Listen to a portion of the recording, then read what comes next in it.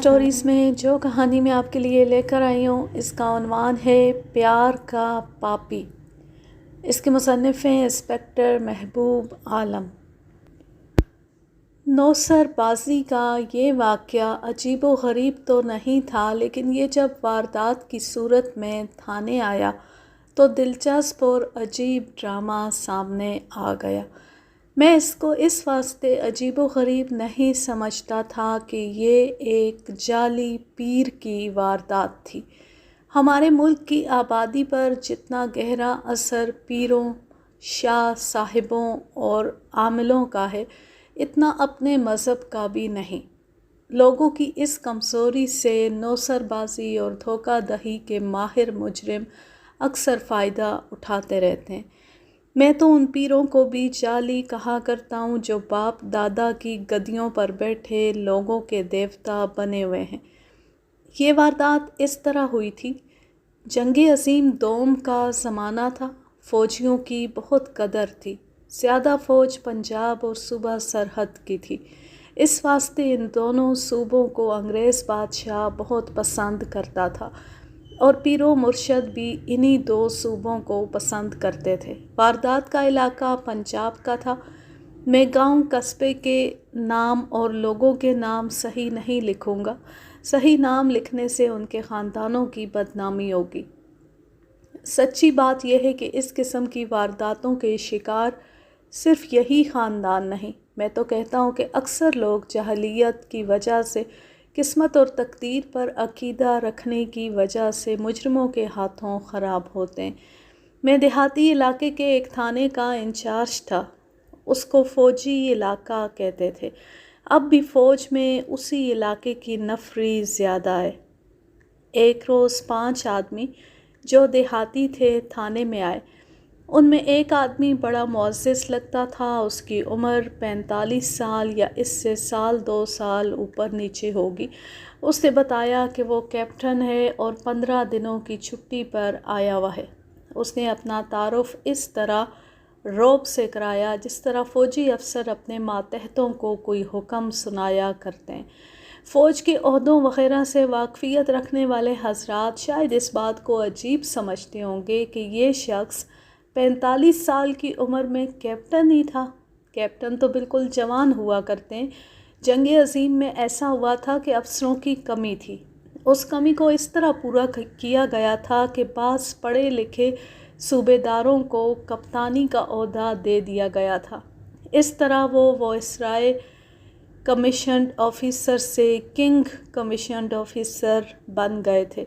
یہ کیپٹن صوبے داری سے کیپٹن بنا تھا۔ اس نے مجھ کو بتایا کہ وہ 15 دنوں کی چھٹی آیا تو اس کو بتایا گیا کہ اس کے چھوٹے بھائی کے گھر ایک نوسر باز پیروں کے بھیس میں آیا اور اس کے بھائی نے اس کو اپنے گھر ٹھہرایا۔ اس جعلی پیر نے کیپٹن کے بھائی کو کہا کہ اس کے گھر میں قدیم زمانے کا خزانہ دفن ہے۔ اس کو نکالنے کے واسطے پیر کو 3 راتیں چلہ کرنا پڑے گا۔ گھر والے بہت خوش ہوئے۔ پیر نے چند راتیں چلہ کیا اور ایک رات ایک کوٹھری کے فرش میں گڑھا کھودنے لگا۔ ایک بار کدال دھات کی کسی چیز پر لگی۔ یہ چمکتی ہوئی کوئی چیز تھی۔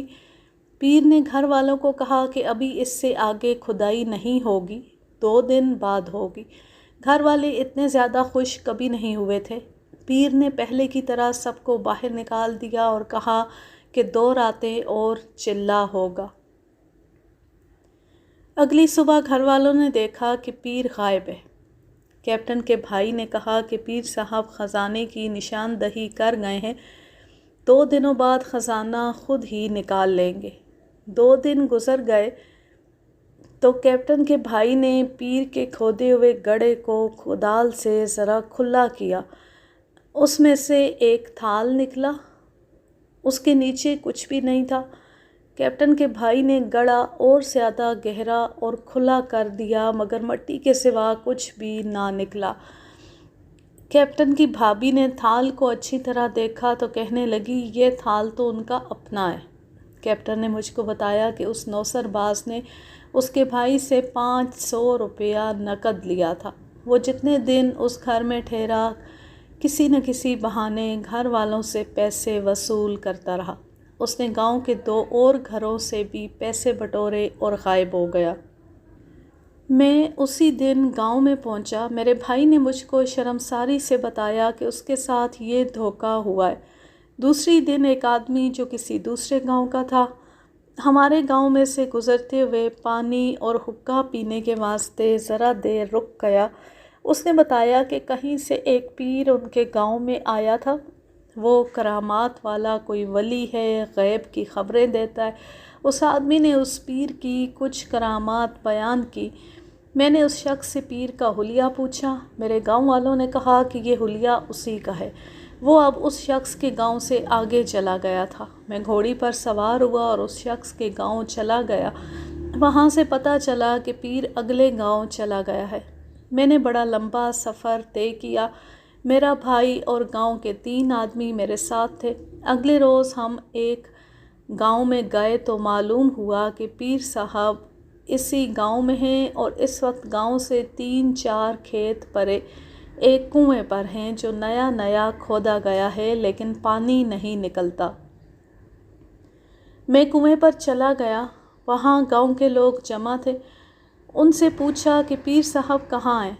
2-3 آدمیوں نے مجھ کو جھوم جھوم کر سنایا کہ یہ پیر تو خدا نے آسمان سے اتارا ہے۔ کنویں کی کھدائی 16 گز سے زیادہ ہو گئی ہے لیکن پانی کی ایک بوند نہیں نکلی۔ آپ کو معلوم ہوگا کہ ہمارے علاقے میں 10-11 گز تک کھدائی کرو تو پانی نکل آتا ہے، لیکن زمین کا وہ ٹکڑا ایسا تھا کہ 16 گز تک پانی نہ نکلا۔ یہ پیر پہنچ گیا۔ گاؤں والوں نے اس کو بتایا اور عرض کی کہ یا سرکار، کنواں پانی نہیں دیتا۔ پیر کنویں پر گیا، نیچے دیکھا، پھر آسمان کی طرف دیکھا اور لوگوں سے کہنے لگا کہ اس کو کنویں میں اتارا جائے۔ اس کو کنویں میں اتارا گیا۔ نیچے جا کر اس نے منہ اوپر کر کے کہا کہ سب آدمی کنویں سے 7 قدم گن کر ہٹ جاؤ۔ لوگ پیچھے ہٹ گئے۔ 10-15 منٹوں بعد کنویں میں سے پیر کی آواز آئی کہ آگے آؤ اور دیکھو۔ لوگوں نے آگے جا کر کنویں میں دیکھا۔ اس کیپٹن کے بیان کو روک کر میں آپ کو 1-2 باتیں بتانا چاہتا ہوں۔ یہ تو آپ کو پتہ چل گیا ہے کہ اس علاقے میں کنواں کھودو تو 10-11 گز پر پانی نکل آتا تھا، لیکن 16 گز تک پانی نہ نکلا۔ دوسری بات یہ کہ کنویں کی کھدائی جب اس حد تک پہنچتی ہے جہاں پانی نکلنا شروع ہوتا ہے تو پانی یکلخت نہیں نکل آتا۔ کسی ایک جگہ سے جو زیادہ سے زیادہ 1 فٹ اور اس سے بھی کم جگہ سے ذرا سا پانی ظاہر ہوتا ہے۔ کھدائی کرنے والے 2-3 آدمی جو نیچے ہوتے ہیں کھدائی روک لیتے ہیں اور مبارک مبارک کے نعرے لگاتے ہیں۔ اوپر سے دیکھو تو یہ ذرا سا پانی اوپر کی روشنی سے چمکتا نظر آتا ہے۔ کنواں کھدوانے والے مزدوروں کو انعام کے طور پر کنویں میں پیسے پھینکتے ہیں۔ اس کے بعد مزید کھدائی کی جاتی ہے اور پانی کھل کر نکل آتا ہے۔ یہ کیپٹن عین اس وقت پہنچا جب پیر نے نیچے سے آواز دی کہ پانی نکل آیا ہے۔ لوگوں نے اوپر سے دیکھا، وہ خوشی اور حیرت کے نعرے لگانے لگے۔ کیپٹن نے کنویں میں جھانک کر دیکھا، ذرا سی جگہ میں پانی کی چمک بڑی صاف تھی۔ کنویں والے اور دوسرے آدمی اوپر سے پیسے پھینک رہے تھے۔ یہاں میں کیپٹن کی عقل کی تعریف کروں گا۔ اس نے لوگوں سے کنویں کی بابت کچھ باتوں کا پتہ لگا لیا تھا۔ اس نے کنویں کے مالکوں کو کہا کہ پیر کو باہر نکالو۔ پیر کو اوپر کھینچا۔ کیپٹن نے اپنا باقی بیان اس طرح دیا: میرے بھائی نے اور میرے ساتھ آئے ہوئے دوسرے آدمیوں نے اس کو پہچان لیا۔ میں نے لوگوں کو کہا کہ اس شخص کو ادھر ادھر نہ ہونے دینا۔ میرے آدمیوں نے اس کو گھیر لیا۔ میں نے کہا کہ مجھ کو کنویں میں اتارو۔ بے وقوف لوگ پیروں کو پیغمبروں کی طرح مانتے ہیں، وہ میرے خلاف بولنے لگے۔ میں نے ان کے ساتھ کوئی لمبی چوڑی بات چیت نہ کی۔ ان کو کہا کہ میرے اوپر مہربانی کرو اور مجھ کو کنویں میں اتارو۔ وہ مان گئے۔ جناب عالی میں رسے کے ساتھ بندھے ہوئے ڈنڈے پر بیٹھا۔ لوگوں نے رسا بڑے آرام سے ڈھیلا کر کے مجھ کو نیچے اتار دیا۔ کنواں 16 گز سے کچھ زیادہ ہی گہرا تھا۔ میں تہہ تک گیا تو پیشاب کی مزید بدبو آئی۔ میں نے وہ جگہ دیکھی جہاں سے پیر نے پانی نکالا تھا۔ وہاں سے پانی کو امڑنا چاہیے تھا، لیکن میں نے سونگھ کر دیکھا، بدبو نے میرا دماغ خراب کر دیا۔ وہ پانی نہیں، پیشاب تھا، جس کو زمین جلدی نہیں چوس سکتی تھی۔ وجہ یہ تھی کہ مٹی گیلی تھی۔ میں نے اوپر آواز دی کہ کنویں کا مالک نیچے آئے۔ اس کو لوگوں نے رسے سے نیچے اتارا۔ اس نے آتے ہی کہا، ادھر بدبو کس کی ہے؟ میں نے اس کو کہا کہ اس پانی کو سونگھو جو پیر نے نکالا ہے۔ اس نے گھٹنے ٹیک کر سونگھا تو بڑی زور سے پیچھے جا پڑا۔ میں نے اس کو کہا کہ یہاں کدال مارو۔ اس نے کدال ماری، نیچے کچھ بھی نہیں تھا۔ پیر صاحب نے لوگوں کو اپنے پیشاب کی چمک دکھا کر بہت سارے پیسے بنا لیے تھے۔ ہم دونوں اوپر آئے۔ پیر سب کو ڈرا رہا تھا کہ گاؤں پر قہر نازل ہوگا اور اس کنویں سے اب پانی نہیں نکلے گا۔ میری بے ادبی کر دی گئی ہے۔ میں نے اپنے بھائی کی اور ایک اور آدمی کی مدد سے کنویں والے رسے کا سرا پیر کے ٹخنوں کے ساتھ باندھ کر اس کو کنویں میں الٹا لٹکا دیا۔ وہ بددعائیں دیتا رہا۔ لوگوں کو جب اس کی نوسر بازی کا پتہ لگا تو انہوں نے اس کو مٹی کے ڈھیلے مارنے شروع کر دیے، جس طرح کسی کو سنسار کیا جاتا ہے۔ پیر صاحب نے چیخنا چلانا شروع کر دیا۔ میں نے لوگوں کو ڈھیلے مارنے سے روک دیا اور پیر کو کھول کر اپنے سامنے کھڑا کر دیا۔ اس سے پوچھا کہ وہ کون ہے۔ اس نے ہاتھ جوڑ کر کہا کہ مجھ سے سارے پیسے لے لو اور چھوڑ دو۔ میرا بھائی اس کو قتل کرنے لگا تھا۔ میں نے کہا کہ اس کو پولیس کے حوالے کریں گے۔ اس وقت مجھ کو لوگوں نے بتایا کہ اس کے ساتھ 2 اور آدمی ہیں۔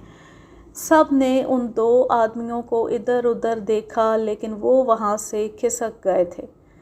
ہم اس جعلی پیر کو اپنے گاؤں میں لے آئے۔ رات ہو گئی تھی۔ میں نے کہا کہ اس کو صبح تھانے لے جائیں گے۔ تھانہ 4 میل دور ہے۔ میں نے اس کو بھائی کے گھر اسی کوٹھری میں بند کر دیا جس میں اس نے کہا تھا کہ خزانہ ہے۔ صبح اٹھے تو وہ غائب تھا۔ اس کوٹھری کا ایک اور دروازہ ہے، اس کو بند کرنے کا خیال نہیں رہا تھا۔ وہ دروازہ اندر کی طرف ہے، اس میں سے دوسرے کمرے میں جا سکتے ہیں۔ اس کمرے کا ایک دریچہ ہے جو کھلا ہوا تھا۔ نوسر باز پیر ادھر سے نکلا ہوگا۔ میرے پوچھنے پر اس پیر کا حلیہ یہ بتایا گیا، قد 6 فٹ سے 1-2 انچ اوپر ہوگا، کم نہیں تھا۔ عمر 30-32 سال، رنگ گندمی اور ذرا گورا۔ کیپٹن کہتا تھا، بہت اچھی صحت والا، بہت اچھا رنگ، چہرہ گول، نقش دل کو اچھے لگنے والے، آنکھیں مستانی جن میں کوئی خاص اثر تھا، گھنی سیاہ داڑھی جو لمبی نہیں تھی، اچھی طرح تراشی ہوئی تھی، سر کے بال سیاہ اور اتنے لمبے کہ کندھوں پر پڑتے تھے۔ اس طرح کے لمبے بالوں کو زلفیں کہا جاتا ہے۔ اس زمانے میں لال ٹوپی پھندنے والی شہروں میں پہنی جاتی تھی، جسے ترکی ٹوپی یا رومی ٹوپی کہا جاتا تھا۔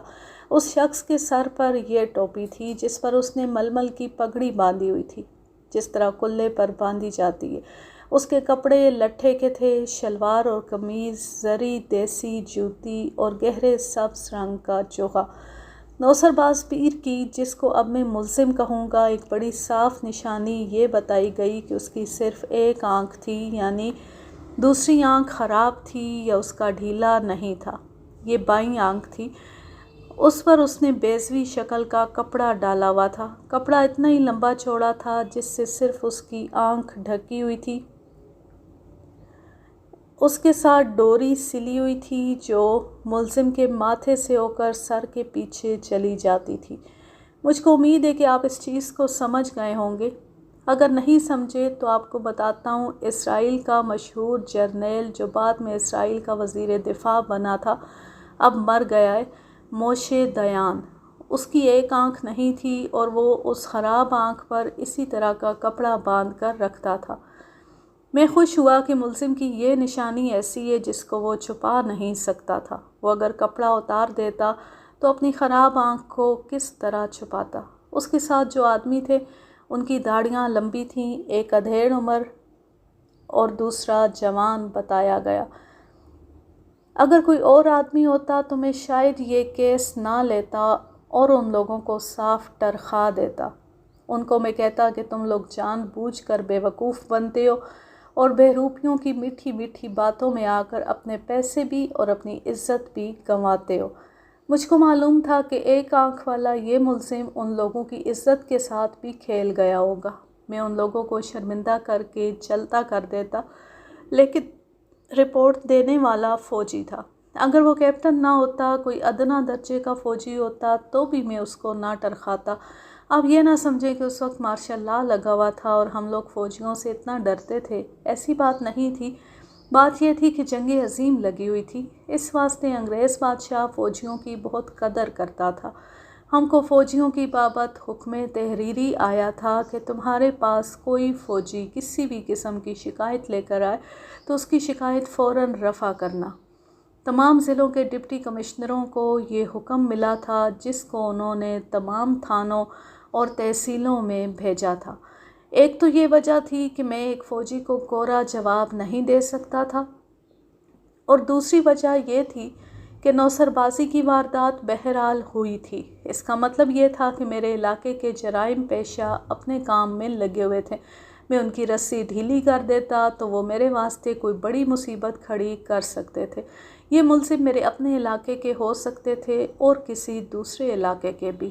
مجھ کو یہ تو صاف دکھائی دے رہا تھا کہ ان ملزموں کو میں نہیں پکڑ سکوں گا، وہ بھاگ گئے تھے۔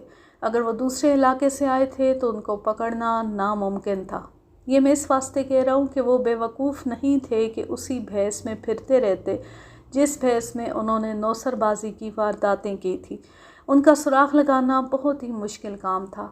یہ میں نے آپ کو اپنی ہی مشکلیں بتائی ہیں، میں نے تفتیش پوری کرنی تھی۔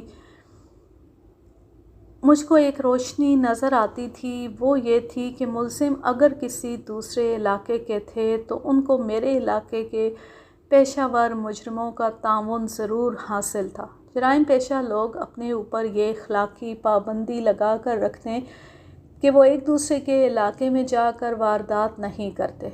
میں نے کیپٹن کی رپورٹ پر FIR تحریر کی اور اس کے ساتھ اس کے گاؤں چلا گیا، جو تھانے والے گاؤں سے 4 میل سے 1-2 فرلانگ زیادہ تھا۔ میرے ساتھ ضرورت کے مطابق اپنا سٹاف تھا۔ میں آپ کو دلچسپی والی بات سناتا ہوں۔ میں نے پہلے بتایا کہ یہ علاقہ فوجی تھا۔ جنگ عظیم کے عرصے میں ایسے ہوا کہ جو لوگ فوج کو پسند نہیں کرتے تھے، ان کے بیٹے وغیرہ بھی بھرتی ہو گئے تھے۔ دیہات میں شاذ ہی کوئی ایسا گھر ہوگا جس کے 1-2 جوان فوج میں نہیں ہوں گے۔ وہ بڑی خوفناک جنگ تھی، ساری دنیا اس کی لپیٹ میں آئی ہوئی تھی۔ زیادہ تر فوجی سمندر پار کے محاذوں پر لڑ رہے تھے، بلکہ زخمی ہو رہے تھے یا مر رہے تھے۔ ادھر برما فرنٹ پر بڑی تباہ کن لڑائی ہو رہی تھی۔ دیہاتی علاقے کے ہر اس گھر پر جس کے جوان کسی نہ کسی فرنٹ پر لڑ رہے تھے، خوف اور اداسی چھائی رہتی تھی۔ کسی نہ کسی گھر میں سرکاری چٹھی آتی تھی کہ تمہارا بیٹا جنگی قیدی ہو گیا ہے یا مارا گیا ہے یا لاپتہ ہو گیا ہے۔ ایسے حالات میں پیروں اور شاہوں کی منڈی خوب چمک اٹھی۔ فوجیوں کی مائیں، بہنیں اور باپ، بیویاں، ساسیں اور سسر پیروں کے آگے سجدے کرتے رہتے تھے۔ ہر ایک کی مراد یہی تھی، ہمارا بیٹا زندہ اور سلامت رہے۔ پیر اور شاہ ان کو تعویذ لکھ دیتے تھے۔ ان کے تعویذ سمندر پار بھی جاتے تھے۔ کوئی چھٹی آتا تھا تو اس کو ماں باپ سب سے پہلے پیر صاحب کے دربار میں سلام کے واسطے لے جاتے تھے۔ پیروں کے گھروں پر یہ لوگ چڑھاوے چڑھاتے اور نقد نذرانے پیش کرتے تھے۔ یہ حقیقت ہے کہ ان پیروں اور شاہوں کو جو عورت پسند آتی تھی، اس سے وہ ہر طرح کا نذرانہ وصول کر لیتے تھے۔ یہ لوگ دیکھ رہے تھے کہ جرمنوں اور جاپانیوں کی گولیوں اور گولوں میں تعویذوں کے مقابلے میں زیادہ اثر ہے، اور ہر روز کسی نہ کسی گھر میں سرکاری چٹھی آتی ہے کہ تمہارا بیٹا مارا گیا ہے۔ پھر بھی پیروں کے قدموں میں ماتھے رگڑنے والوں میں کمی نہیں آتی تھی۔ لوگوں کی یہ حالت دیکھ کر ایک نیا جرم شروع ہو گیا۔ یہ مجرم جعلی پیر یا پہنچ والی سرکار بن کر دیہاتی علاقے میں جاتے تھے۔ ان کا جاسوسی اور مخبری کا انتظام بہت اچھا تھا۔ ان مجرموں کے آدمی کسی گاؤں میں جا کر گپ شپ لگاتے، 3-4 گھرانوں کی بابت معلوم کر لیتے تھے کہ فلاں گھر کے اتنے جوان فلاں فلاں فرنٹ پر ہیں۔ جعلی پیر آتا اور ان میں سے کسی کے گھر میں ڈیرا ڈال دیتا۔ ان میں سے کسی کی ماں یا باپ سلام کے لیے آتا تو پیر اس کے بتانے سے پہلے ہی کہہ دیتا تیرا بیٹا برما فرنٹ پر بڑے خطرے میں ہے۔ پھر وہ ماں باپ کو بتاتا کہ انہیں کیا کرنا چاہیے۔ اس طرح وہ بہت سے پیسے بٹور لیتا تھا۔ لوگ جو انہیں مرخن کھانے کھلاتے تھے وہ الگ تھے۔ اگر میں آپ کو ان نوسر بازوں کی وارداتیں سنانی شروع کر دوں تو اصل کہانی رہ جائے گی۔ ان مجرموں کے واردات کے طریقے بہت دلچسپ ہوتے تھے، لیکن کبھی کوئی رپورٹ تھانے میں نہیں آئی تھی۔ یہ ایک رپورٹ آئی جس کی مجھ کو تفتیش کرنی پڑی۔ اس کو آپ پڑھیں گے تو آپ کو پتہ چل جائے گا کہ نوسر بازی کی وارداتیں کس طرح ہوتی تھی۔ میں کیپٹن کے گاؤں گیا اور اس کو کہا کہ مجھ کو اپنے بھائی کے گھر لے چلے۔ وہ مجھ کو وہاں لے گیا۔ یہ اونچی سات کے لوگ تھے، زمین جائیداد والے تھے۔ یہ باپ دادا کے وقتوں کا فوجی تھا۔ اس کو انگریز سرکار نے نہری علاقے میں بھی بہت زمین دی ہوئی تھی جس کو مربع کہتے۔ کیپٹن کے بھائی کا گھر پکا تھا۔ یہ امیری یا خوشحالی کی نشانی تھی۔ مجھ کو اس کوٹھڑی میں لے گئے جہاں ملزم نے کہا تھا کہ اس کے فرش میں خزانہ دفن ہے۔ میں نے وہ جگہ دیکھی، 2 فٹ سے زیادہ چوڑی اور اتنی گہری جگہ کھودی ہوئی تھی۔ پاس 2 چیزیں پڑی ہوئی تھیں، ایک کدال اور ایک تھال جو 1.5 فٹ قطر کا تھا۔ اس پر کدال کی ضرب لگی ہوئی تھی۔ اس کوٹھری میں فالتو چارپائیاں، پرانے ٹرنک اور سامان دیواروں کے ساتھ رکھا ہوا تھا۔ کوٹھری کا ایک دروازہ اور بھی تھا جو دوسرے کمرے میں کھلتا تھا۔ میں اس دروازے سے کمرے میں گیا۔ اس میں پلنگ اور اچھی قسم کی چارپائیاں بچھی ہوئی تھیں۔ مجھے وہ دریچہ دکھایا گیا جس میں سے ملزم نکل کر غائب ہو گیا تھا۔ یہ دریچہ ایک کواڑ کی کھڑکی جیسا تھا، لیکن یہ عام کھڑکیوں سے بہت چھوٹا تھا۔ اس کی چوڑائی 2 فٹ تھی اور لمبائی 2.5 فٹ۔ اس کے کواڑ کے درمیان ایک چٹخنی تھی جو دائیں طرف دیوار میں بنائے ہوئے سوراخ میں بند ہوتی تھی۔ دریچے کی چوکھٹ لکڑی کی تھی۔ اس کی چوڑائی 3 انچ سے ذرا کم تھی۔ دیوار کی چوڑائی 13 انچ تھی۔ میں نے چوکھٹ اور دیوار کو اچھی طرح دیکھا۔ وہاں گرد کی تہ لگی ہوئی تھی۔ دریچہ فرش سے 5 فٹ اونچا تھا۔ اگر اس دریچے میں سے کوئی گزر کر گیا تھا تو دیوار کے ساتھ اگر رگڑ کا نشان نہیں لگا تھا تو دریچے میں جو گرد تھی اس پر تو نشان ہونا چاہیے تھا۔ غور کریں، دریچہ صرف 2 فٹ چوڑا تھا۔ مجھ کو ملزم کا جو جسم بتایا گیا وہ جسم 2 فٹ چوڑائی سے نہیں گزر سکتا تھا۔ ایسا ہو سکتا تھا کہ وہ ٹیڑھا یعنی پہلو کے بل ہو کر گزرا ہو۔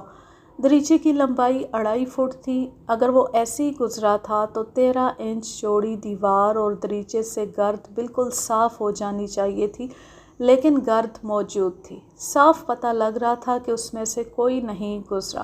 میں نے گھر والوں کو نہ بتایا کہ اس دریچے سے ملزم نہیں نکلا۔ دریچے کے اس طرف ایک اور صحن تھا۔ وہاں مویشیوں کا کمرہ تھا۔ ایک کنواں تھا اور صحن میں مویشیوں کی کھرلیاں تھیں۔ 3-4 درخت بھی تھے۔ میں نے اس طرف جا کر دیکھا۔ دریچے کے نیچے زمین کچی تھی، وہاں دھول بھی تھی۔ میں نے غور سے دیکھا۔ دھول پر مجھ کو ایسا کوئی نشان نظر نہ آیا جس سے پتہ چلتا کہ دریچے میں سے کوئی ادھر اترا ہے۔ کپتان صاحب، کیا آپ کو یقین ہے کہ ملزم اس دریچے سے نکلا ہے؟ پورا یقین ہے جی۔ کوٹھری اور کمرے کے درمیان والا دروازہ کھلا رہ گیا تھا۔ ملزم اس میں سے اس کمرے میں آیا، اسے یہ دریچہ نظر آ گیا۔ اس میں سے وہ مویشیوں والے صحن میں آیا اور بڑے دروازے سے نکل گیا۔ اور تو کوئی راستہ ہی نہیں۔ میں مکان کے اس طرف چلا گیا جدھر اصل اور صاف ستھرا صحن تھا۔ میں نے کمرے بھی دیکھے اور یہ بھی معلوم کیا کہ گھر والے رات کو کہاں سوتے ہیں۔ وہ برآمدے میں سوتے تھے۔ میں یہ دیکھ رہا تھا کہ ملزم کدھر سے نکلا ہوگا۔ آپ سوچتے ہوں گے کہ میں ملزم کے فرار کا راستہ کیوں دیکھ رہا تھا؟ وہ جدھر سے بھی نکل گیا تھا۔ بات یہ تھی کہ مجھ کو پکا شک ہو گیا تھا کہ ملزم خود نہیں نکلا بلکہ اس کو نکالا گیا ہے۔ وہ دریچے کے راستے نہیں گیا تھا۔ اگر میرا شک ٹھیک تھا تو اس کو نکالنے والا کوئی نوکر ہو سکتا تھا یا گھر کا کوئی فرد۔ میں نے گھر کی عورتوں کو دیکھا۔ ایک کیپٹن کی ماں تھی جو بہت بوڑھی تھی۔ وہ اپنے چھوٹے بیٹے کے پاس یعنی اسی گھر میں رہتی تھی۔ دوسری عورت کیپٹن کی بہن تھی، عمر 30 سال سے اوپر تھی۔ اس کا ایک بچہ تھا جس کی عمر 2-2.5 سال تھی۔ اپنے خاوند کے ساتھ اس کا جھگڑا تھا اور وہ عرصہ 1 سال سے گھر بیٹھی تھی۔ اچھی شکل اور لمبوترے قد کی کشش والی عورت تھی۔ تیسری عورت کیپٹن کے بھائی کی بیوی تھی۔ عمر 27-28 سال ہوگی۔ یہ اپنے خاوند کی بہن سے زیادہ خوبصورت تھی۔ میں نے تفتیش کیپٹن کے بھائی کے بیان سے شروع کی۔ تھانے میں یہ لوگ مجھ کو واردات کی تفصیل سنا چکے تھے۔ میں نے اس میں سے FIR کے مطلب کی باتیں نوٹ کر لی تھی۔ اب پورا بیان لینا تھا۔ بہت دنوں سے گاؤں میں باتیں ہو رہی تھیں کہ اللہ کا ایک بڑا پیارا بندہ ادھر سے گزر رہا ہے۔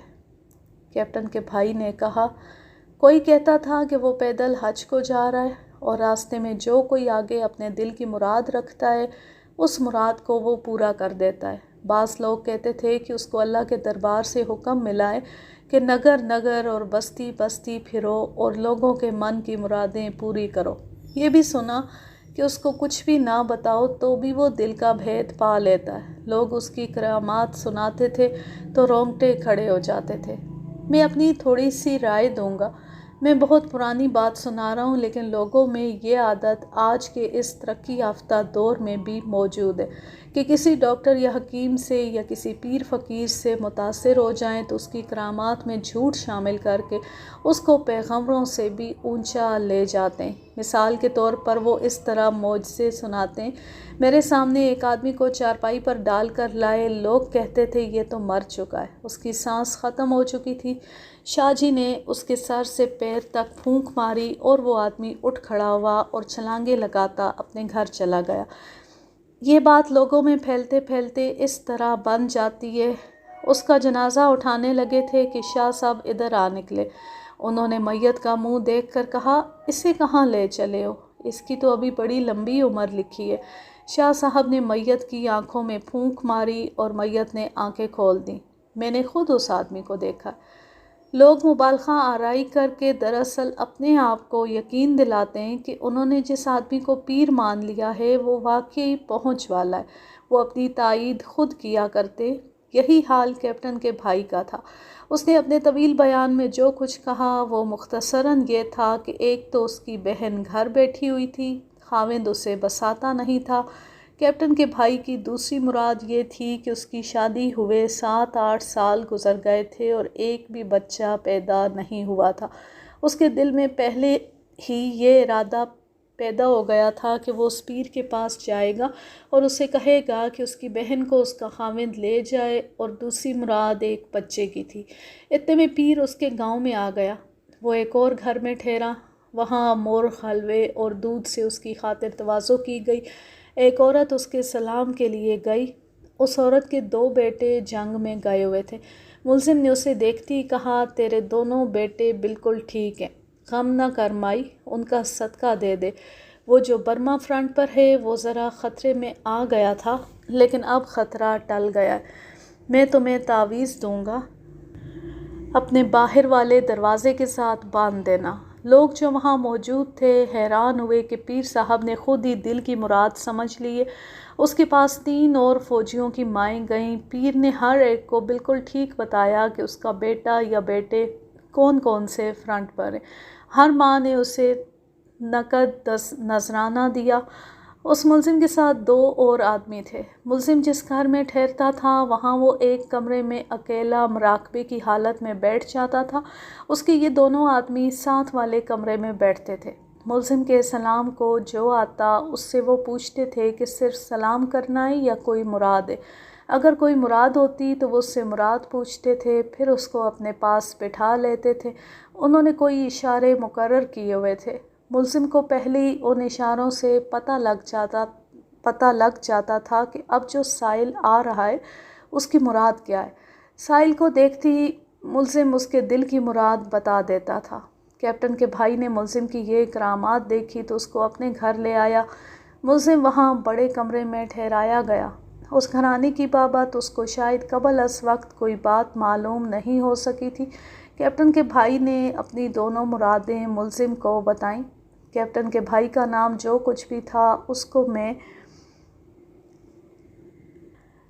عادل کہوں گا۔ ایک مراد یہ تھی کہ اس کی شادی شدہ بہن آباد ہو جائے، اور دوسری مراد اپنی اولاد کی تھی جو اس کو خدا نے نہیں دی تھی۔ ملزم نے شاید یہ دیکھ کر کہ اس گھر میں پیسہ ہے، لمبا ہاتھ مارنے کی ترکیب سوچ لی۔ تم نے بہت تھوڑا مانگا ہے، ملزم نے مخمور لہجے میں کہا۔ یہاں تو شاہ سلیمان کا خزانہ دفن ہے اور تم اس کے اوپر چل پھر رہے ہو۔ اولاد کیوں نہیں ہوگی؟ ضرور ہوگی، اور تم اپنی بہن کا روگ دل سے اتار دو۔ اس شان کی 16ویں کے ساتھ اس کا خاوند آئے گا اور اس کو ساتھ لے جائے گا۔ اس نے گردن اکڑائی ہوئی ہے لیکن اندر سے وہ پشیمان ہے۔ آج رات اپنی بہن اور بیوی کو میرے پاس بٹھا دینا، لیکن ان کے جسم پاک ہوں اور دونوں باوضو ہوں، کپڑے بھی پاک ہوں۔ آپ نے شاہ سلیمان کے خزانے کی کیا بات کی ہے سرکار؟ بہت پرانا خزانہ ہے، صدیاں گزر گئی ہیں۔ ہم دیکھیں گے کہ خزانہ ہے کہاں۔ پرانے دفن کیے ہوئے خزانے زمین کے اندر چلتے رہتے ہیں، ان پر جنات کا یا کالے ناگ کا پہرا ضرور ہوتا ہے۔ اگر اس خزانے پر جو اس حویلی میں کہیں دفن ہے یہ پہرا ہوا تو ہم اسے ہاتھ ڈالنے کی جرات نہیں کریں گے۔ ہمیں اس گھر کی مٹی نے بتایا ہے کہ اس کے پیٹ میں سونے کی ڈلیاں ہیں۔ ملزم کوئی نئی بات نہیں کر رہا تھا۔ مدفون خزانہ بڑی پرانی روایت ہے اور اس کی بابت لوگوں نے یہ حکایتیں گھڑی ہوئی ہیں کہ قدیم زمانے کا دفن کیا ہوا خزانہ زمین کے اندر چلتا رہتا، یعنی جگہ بدلتا رہتا ہے، اور اس کا سراغ کوئی پیر یا عامل لگا سکتا ہے۔ لوگ یہ بھی کہتے ہیں کہ ایسے خزانے پر ایک سانپ بیٹھا ہوا ہوتا ہے، اور یہ بھی مشہور ہے کہ مدفون خزانہ نجس ہوتا ہے، یعنی یہ جہاں دفن ہو وہاں نحوست برستی ہے۔ تم کو خزانے نے خوش کر دیا ہے، ملزم نے عادل کو کہا، لیکن تم نہیں جانتے کہ جب تک خزانہ تمہارے گھر کی زمین میں دفن رہے گا تمہارے گھر سے نحوست نہیں نکلے گی۔ تمہاری بہن اجڑ کر گھر بیٹھی ہے اور تمہاری بیوی کی گود خالی ہے۔ اگر یہ خزانہ نکل آیا تو اسے کہیں اور لے جا کر دفن کر دیں گے۔ اس پر ملزم نے کہا، نہیں، خزانہ باہر آ گیا تو اس کی نحوست ختم ہو جائے گی اور پھر وہ تمہارا ہوگا۔ عادل تو پرانے زمانے کا ان پڑھ دیہاتی تھا۔ آج کے دور جدید میں کسی تعلیم یافتہ اور عقل مند شہری کو بھی کوئی بتا دے کہ اس کے گھر میں کہیں خزانہ دفن ہے تو وہ کدال لے کر اپنے گھر کے سارے فرش کھود ڈالے گا اور پاگلوں جیسی حرکتیں کرے گا، اور ملزم جیسے کسی نوسر باز کے قدموں میں ماتھا رگڑے گا کہ خزانے کا سوراخ لگا دو۔ عادل، اس کی بیوی اور اس کی بہن پہلی ملزم کی کرامات کے رعب میں آئی ہوئی تھی۔ ان عورتوں کے کانوں میں خزانے کی آواز پڑی تو وہ ملزم کے حضور بیٹھ گئیں۔ ملزم نے کہا کہ اسے اس گھر میں 6-7 راتیں چلا کرنا پڑے گا۔ اس نے شرط یہ بتائی کہ رات کو اس کو کسی نہ کسی چیز کی ضرورت پڑے گی اور وہ منہ سے آواز نہیں نکالے گا، وہ تالی بجائے گا، اور اندر صرف عورت ذات آئے گی جو باوضو ہوگی اور اس کے کپڑے پاک ہوں گے۔ اس نے اپنا کوئی حساب کتاب نکالا اور کہنے لگا کہ اس گھر میں 'تے' سے جس کا نام شروع ہوتا ہے وہ چلہ کشی کے دوران اندر آ سکتی ہے۔ عادل کی بیوی کا نام تاج بیگم تھا۔ تاج بہت خوش ہوئی کہ اتنے برگزیدہ پیر نے اس کو اپنی خدمت کے لیے چنا ہے۔ اسی رات چلہ شروع ہو گیا۔ تاج کی چارپائی کمرے کے دروازے کے ساتھ برآمدے میں بچھا دی گئی۔ عادل سے میں نے پوچھا کہ ملزم تاج کو کتنی بار اندر بلاتا تھا۔ عادل نے بتایا کہ وہ سو جاتا تھا۔ صبح اس کو تاج بتاتی تھی کہ رات کو ملزم نے اس کو 2 بار یا 3 بار اندر بلایا تھا۔ ملزم نے اعلان کر دیا تھا کہ جب تک چلہ ختم نہیں ہو جاتا باہر کا کوئی آدمی نہ کوئی عورت اس کے پاس سلام کے واسطے یا کسی مراد کے واسطے آئے۔ دن کے وقت اس کے دونوں آدمی اندر جاتے تھے، رات کو ان کو بھی اندر جانے کی اجازت نہیں تھی۔ رات کو صرف تاج ملزم کے بلاوے پر اندر جاتی تھی۔ یہ سلسلہ چلتا رہا۔ ملزم اور اس کے دونوں ساتھیوں کو پرتکلف کھانے کھلائے جاتے تھے۔ ملزم 3 سیر دودھ روزانہ घी में तले हुए 4 पराठे और एक पूरी मुर्गी भुनी हुई खाया करता था। उस घर के सामने लोगों का जमघटा लगा रहता था। वो आदिल की और मुलजिम के साथियों की मिन्नतें करते थे कि उन्हें पीर साहब के सलाम के लिए अंदर जाने दिया जाए। बाज़ औरतें अपने बीमार बच्चों को उठाए सारा सारा दिन वहाँ बाहर बैठी रहती थी। तफ्तीश के दौरान मुझको पता लगा था कि ये जो लोग बाहर इकट्ठे हुए रहते थे उनमें सबसे ज़्यादा तादाद उन फ़ौजियों की माँओं बापों वग़ैरह की होती थी जो जंग में गए हुए थे। उसने पूरी 8 रातें चिल्ला किया। सच्ची बात है जी, मैं बहुत खुश था कि घर से ख़जाना निकलेगा। उसने कहा था कि सोने की डलियाँ हैं।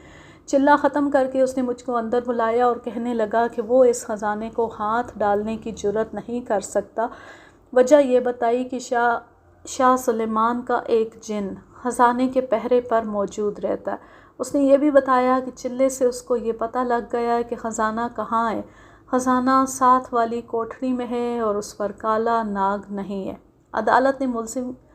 आदिल ने मुलजिम की इतनी मिन्नत समाजत की कि उसके पाँव पकड़ लिए और कहा कि वो मुँह मांगा नजराना पेश करेगा, किसी तरह इस जिन को यहाँ से हटा दें। जिन हमको ख़बरदार कर चुका है कि ख़जाने के करीब ना आना। हमने उसको राज़ी करने की बहुत कोशिश की है, लेकिन वो सीधे हाथों राज़ी नहीं होगा। हम उसको अंधा कर सकते हैं, लेकिन इस कार्रवाई में हमारी अपनी जान को ख़तरा है। उसने 2 मरतबा कहा, हम कर सकते हैं, हम कर सकते हैं। किस्सा मुख्तसर ये कि आदिल और उसकी बीवी ने मिलकर मुलजिम की मिन्नत समाजत की तो मुलजिम 500 रुपये पर राज़ी हो गया। आज आपको 500 रुपया बहुत मामूली रकम लगती होगी, उस वक्त के 500 को आप आज का 10,000 रुपया समझें। आदिल ने 500 रुपया मुलजिम के आगे रख दिया, साथ 2 घोड़ा बोस्की की कमीज़ और शलवार का कपड़ा और एक ज़र्री जूती सुच्चे तिल्ले वाली देने का वादा किया। मुलजिम ने कहा कि 3 रातों की मज़ीद चिल्ला कशी होगी। इसके लिए उसने आदिल से 80 रुपये लेकर अपने एक साथी को दिए और कहा कि उसको घोड़ी दो जिस पर ये शहर जाएगा और कुछ चीज़ें लाएगा। उसका साथी उसी वक्त रवाना हो गया और दिन के पिछले पहर वापस आया। आदिल को मालूम नहीं था कि वो क्या सामान लाया था। मुलजिम ने आदिल को कहा कि उसकी बीवी शाम को गुस्ल करे और वो सुर्ख कपड़े पहनकर मुलजिम के साथ कमरे में रहेगी। लिबास बिल्कुल सुर्ख होना चाहिए, अज़ार बंद भी सुर्ख हो, दुपट्टा भी सुर्ख और पाँव से नंगी हो। उसका बावुज़ू होना ज़रूरी है। ये पाक औरत मुझसे पूरे 7 कदम दूर बैठेगी और इसके दिल में सिर्फ़ अल्लाह का नाम होगा। आदिल बयान दे रहा था और मैं समझ रहा था कि मुलजिम ने किस तरह एक्टिंग की होगी। नौसरबाजी और धोखादही के उस्तादों में एक्टिंग और ज़बान का जादू ही तो होता है। इंसान को दरअसल अपने लालच का जादू मरवाता है। आदिल ने बड़ी खुशी से अपनी बीवी को मुलजिम के साथ बैठने के लिए कमरे में दाखिल कर दिया। फिर यूँ हुआ कि मुलजिम ने 3 रातें ताज को अपने साथ रख कर चिल्ला किया। ताज सुबह सूरज निकलने से पहले कमरे से निकलती थी। चौथे रोज़ उसने कुदाल मांगी और सबको बाहर निकाल दिया। आदिल ने अपने बयान में कहा कि अंदर से कुदाल चलने की आवाज़ें आती रहीं, फिर ये आवाज़ें बंद हो गईं। तकरीबन 1 घंटे बाद मुलजिम ने दरवाज़ा खोला और घर के सारे अफराद को अंदर बुलाया। उनको वो कोठरी में ले गया। एक जगह से फ़र्श खोदा हुआ था। मुलजिम ने आदिल को कहा कि कुदाल लो और इस गड्ढे की खुदाई करो। आदिल ने 3 बार कुदाल मारी। चौथी बार कुदाल मारी तो ऐसी आवाज़ आई जैसे लोहे, टीन या तांबे वगैरह पर ज़रब लगी हो। ठहर जा, अब हाथों से गड्ढे से मिट्टी हटा। आदिल ने हाथों से मिट्टी हटाई तो उसको लोहे की चमकती हुई चादर सी नज़र आई। उसने खुशी से लड़खड़ाती हुई आवाज़ में कहा, या सरकार, ये कोई बर्तन या बॉक्स लगता है, अच्छी तरह देख। आदिल ने और ज़्यादा मिट्टी हटाई। ये ढकना है, ये एक देख पर रखा है, सब देखो। आदिल की बीवी, बहन और माँ ने हाथ लगाकर देखा। देख का ढकना ज़मीन में फंसा हुआ था और उसका सिर्फ दरमियान का हिस्सा नज़र आ रहा था। मुलजिम ने उस पर कुदाल का दस्ता आहिस्ता आहिस्ता मारा। आवाज़ बताती थी कि उसके नीचे कुछ और है। इससे आगे अभी तुम लोग नहीं खोद सकते। कल रात जब गांव वाले सो जाएंगे तो तुम खुदाई शुरू करोगे।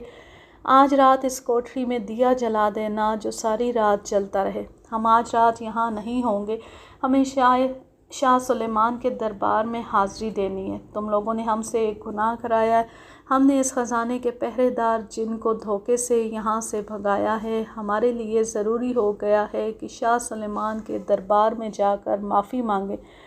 اگر ہم وہاں نہ گئے تو ہماری جان خطرے میں ہوگی۔ شاہ سلیمان کا دربار کتنی دور ہے سرکار؟ اس بھید کو تم نہیں پا سکتے، جو ہم کو نظر آتا ہے وہ تم نہیں دیکھ سکتے۔ ہم سے کچھ نہ پوچھو، کل شام کو ہم پھر تمہارے پاس ہوں گے۔ وہ ایسی آواز میں بول رہا تھا جیسے خواب میں بول رہا ہو۔ کہنے لگا، ہم کو اس خزانے کے ساتھ کوئی دلچسپی نہیں۔ اللہ نے جو خزانہ ہمیں دیا ہے وہ تم لوگ خواب میں بھی نہیں دیکھ سکتے۔ یہ خزانہ تمہارا ہے۔ ہمارے من کی موج تھی کہ تم کو خزانہ دکھا دیا، نکال لو اور عیش کرو۔ ملزم اگلی شام واپس آنے کا کہہ کر چلا گیا۔ عادل نے اسی وقت کوٹری میں مٹی کا دیا جلا دیا۔ وہ دن گزرا اور رات بھی گزر گئی۔ اگلا دن گزرا مگر ملزم واپس نہ آیا۔ اس کے دونوں ساتھی اس کے ساتھ چلے گئے تھے۔ شام کو عادل کا بھائی جو کیپٹن تھا چھٹی آ گیا۔ اس کے آنے کا پہلے کسی کو معلوم نہ تھا۔ عادل کو پتہ لگا کہ بڑا بھائی چھٹی آیا ہے تو وہ اس کو ملنے کے لیے چلا گیا۔ بڑے بھائی کو اس کی بیوی بتا چکی تھی کہ عادل کے گھر ایک پہنچ والا پیر بہت دن ٹھہرا رہا ہے۔ عادل ملنے کے لیے گیا تو بڑے بھائی نے اس سے پیر کی بابت پوچھا۔ عادل نے اس کو پیر کی کرامات سنا کر بتایا کہ پیر خزانے کا منہ کھول گیا ہے اور آج رات خزانہ نکالنا ہے۔ رات کو کیپٹن عادل کے گھر گیا۔ عادل اس کو کوٹری میں لے گیا۔ خزانے کی کھدائی کا وقت ہو گیا تھا۔ کیپٹن نے عادل کو کہا کہ وہ کھدائی کرے۔ عادل نے ڈھکنے سے مٹی ہٹائی اور ڈھکنا اٹھا لیا۔ اس کے نیچے کچھ بھی نہیں تھا۔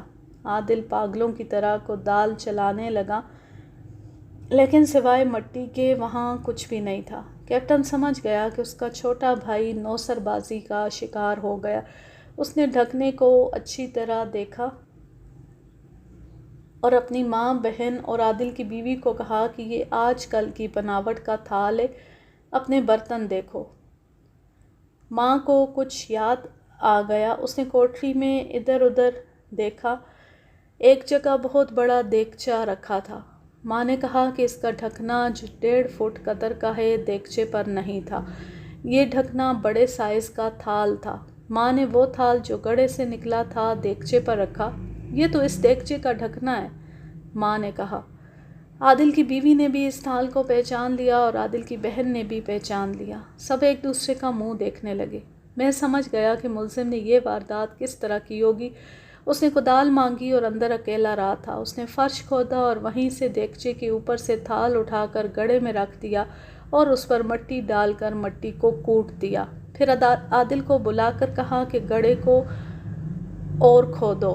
اس نے کھودا تو تھال نظر آتی۔ ملزم نے اس کو روک دیا اور خود شاہ سلیمان کے دربار میں حاضری دینے کے بہانے وہاں سے کھسک گیا۔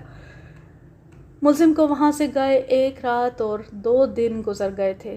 ایک اور رات گزر گئی۔ صبح سویرے کیپٹن اپنے بھائی عادل اور 3 اور آدمیوں کو ساتھ لے کر ملزم کے تعاقب میں چلا گیا۔ یہ تو سارے گاؤں نے دیکھا تھا کہ وہ کس طرف گیا ہے۔ ملزم کا حلیہ اور لباس ایسا تھا کہ ہر کوئی اس کو دیکھتا تھا۔ یہ میں آپ کو سنا چکا ہوں کہ ان لوگوں نے اس کو کہاں جا کر پکڑا۔ عادل کے گاؤں سے وہ گاؤں بہت دور تھا اور دوسرے تھانے کے علاقے میں تھا۔ اس گاؤں میں ملزم نے ایسے کنویں میں سے پانی نکالا تھا جس میں سے پانی نکلنے کی توقع ختم ہو گئی تھی۔ میں نے کنویں والوں سے بھی تفتیش کرنی تھی۔ میں نے ان کی لسٹ بنائی اور عادل کے گاؤں کے نمبردار کو کہا کہ وہ ابھی اس گاؤں کو کسی کو روانہ کر دے اور ان تمام آدمیوں کو ساتھ لے آئے۔ میں نے یہ بھی کہا کہ کوئی اس معاملے میں گواہی یا کوئی خبر دینا چاہے تو وہ بھی آ جائے۔ میرا دماغ کسی اور خیال میں پھنسا ہوا تھا۔ دماغ کہتا تھا کہ ملزم کا کوئی خفیہ ساتھی عادل کے گاؤں میں موجود ہے۔ خیال تو یہ بھی آتا تھا کہ ملزم کا کوئی درد مند اس گھر میں موجود ہے، لیکن اس خیال کو میرا دماغ اچھی طرح قبول نہیں کرتا تھا۔ اس گھر کے ساتھ تو دھوکہ ہوا تھا۔ کوئی نوکر ہو سکتا تھا۔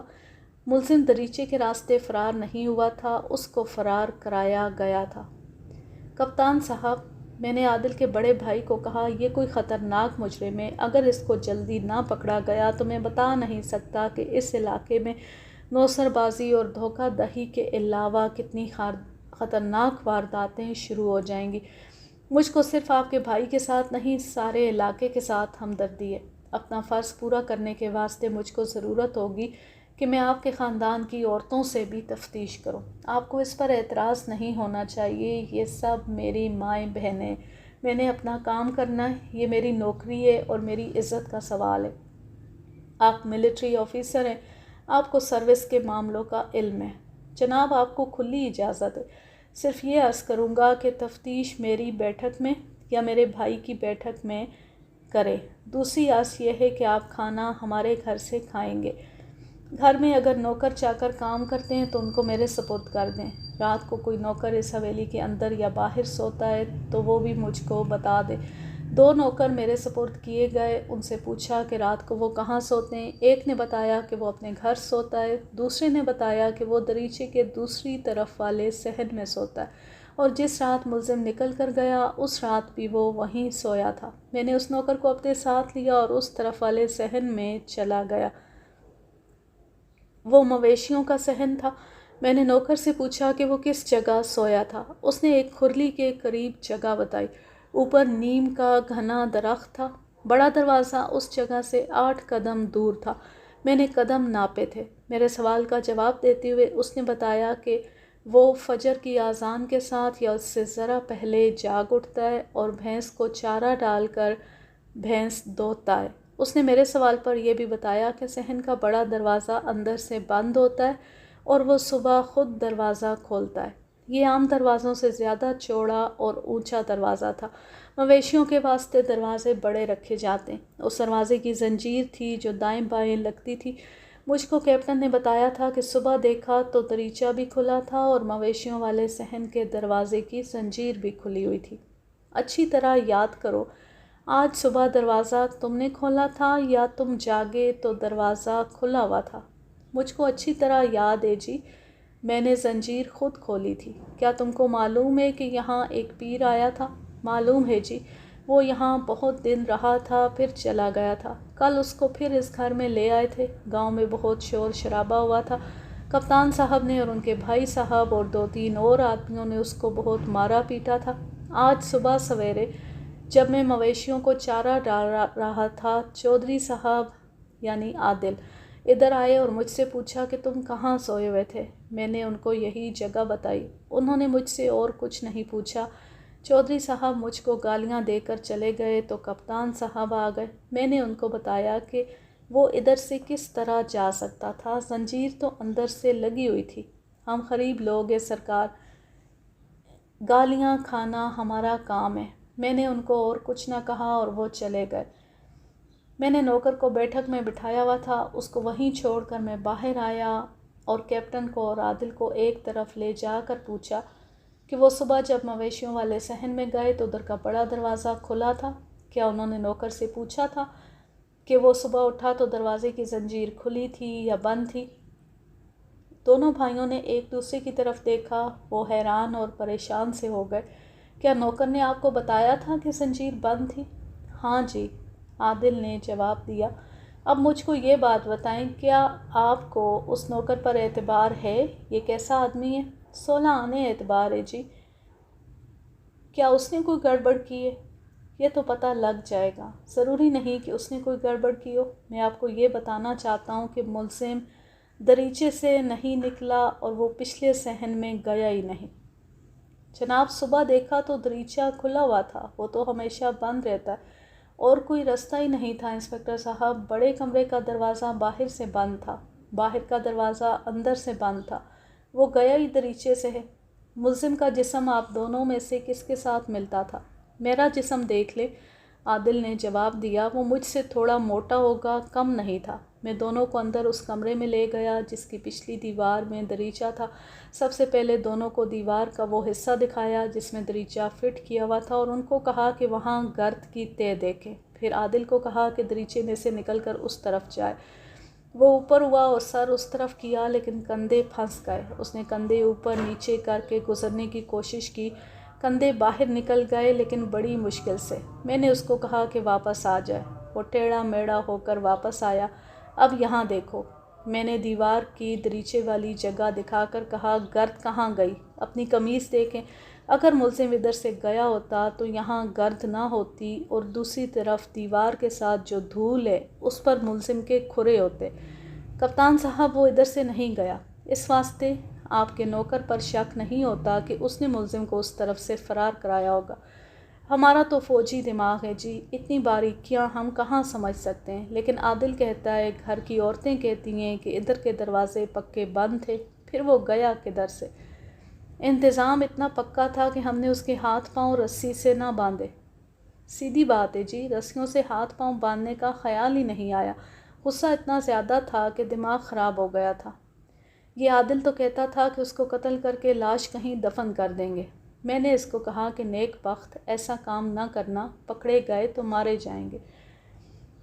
جناب، اس نے ہمارے ساتھ بہت بڑا دھوکہ کیا ہے، لیکن مجھ کو یہ شک ہو رہا ہے کہ اس کے پاس کوئی علم یا عمل ضرور ہوگا، اسی کے زور پر وہ نکل گیا ہے۔ اگر ہم اس کو باندھ کر رکھتے تو وہ رسیاں کھول لیتا۔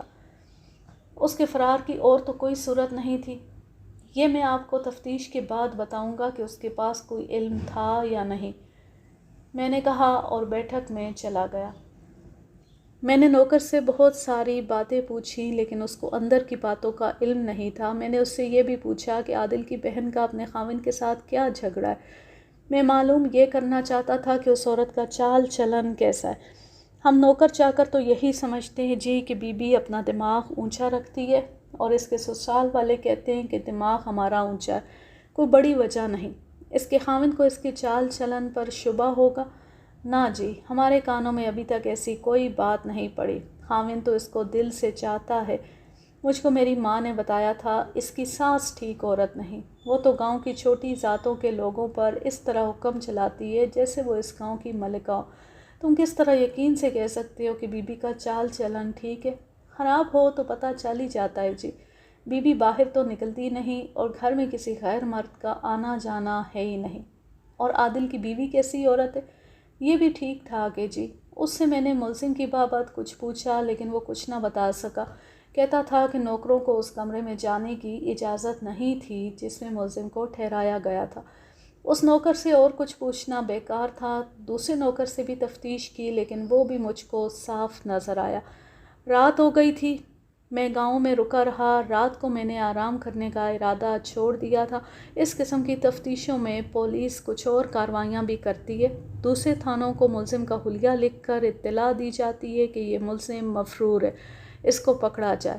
میں نے ASI کو تھانے میں اطلاع بھیج دی تھی کہ وہ یہ کارروائی پوری کرے۔ ایسی کارروائیاں آپ کے واسطے دلچسپ نہیں ہوں گی۔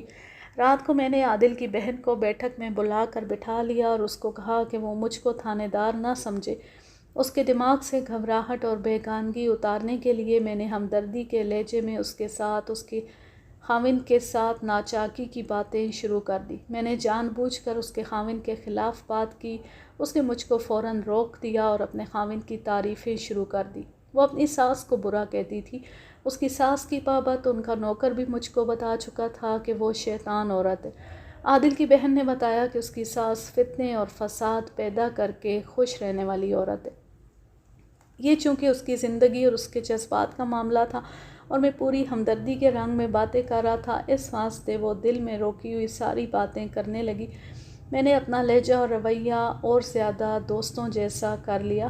میں نے یہ ارادہ کیا تھا کہ انہی باتوں میں سے بات نکال کر ملزم کی بابت بات چھیڑوں گا، اور میرے دماغ میں جو سوال اور وہم پیدا ہو گئے تھے وہ آہستہ آہستہ اس کے آگے رکھتا جاؤں گا۔